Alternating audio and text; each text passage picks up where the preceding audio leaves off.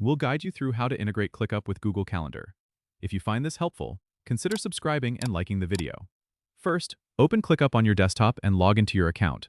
Once you're in, head over to your workspace and look for More tab on the left sidebar and click Apps. Click on it and navigate to Integrations from the menu options. Here, you'll see several integration possibilities.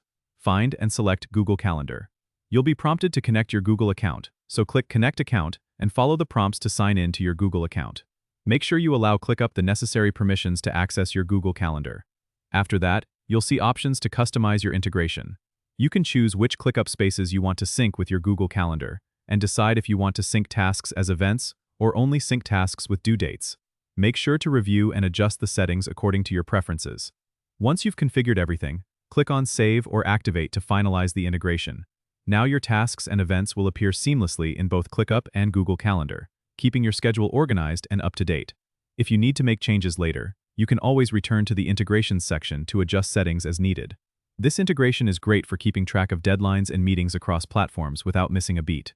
Don't forget to subscribe and comment if this helped you out.